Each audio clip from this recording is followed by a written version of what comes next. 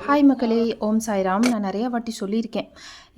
இந்த 3 வருஷத்தில் உடைஞ்ச பாபா சிலையை வீட்டில் வச்சு நீங்கள் தாராளமாக கும்பிடலாம், இதில் எந்த ஒரு பிரச்சனையும் இல்லை அப்படின்னு சொல்லிட்டு இத்தனை வீடியோ நம்ம சொல்லியும் பார்த்தீங்க அப்படின்னா இன்னமும் அறியாமையால் நிறைய பேர் இந்த உடைஞ்ச பாபா சிலையை எங்காவது கொண்டு போய் வீசிடுறாங்க. அதை வச்சு வழிபட்டால் ஏதாவது ஆயிருமோ அப்படின்னு. இந்த மாதிரி செஞ்ச ஒரு பக்தருக்கு பாபா எப்படி சூப்பரான ஒரு கனவு கொடுத்து அந்த கனவு மூலமாக இந்த மாதிரி செய்யாத அப்படின்னு எப்படி உணர்த்தினாருன்னு ஒரு சூப்பரான ஒரு வீடியோ வந்திருக்கு.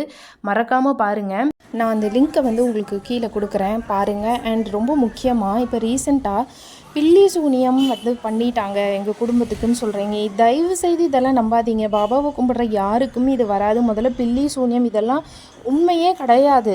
கடவுளை நம்புகிறவங்களுக்கு அந்த மாதிரி எந்த ஒரு நெகட்டிவ் எனர்ஜி பாதிப்பும் வராது.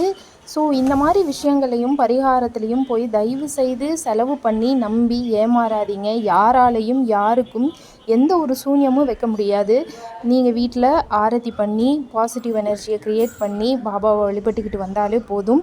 உங்களுக்கு எந்த பாதிப்பும் எந்த பிரச்சனையும் வராது அப்படிங்கிறத என்னால் உறுதியாக சொல்ல முடியும்.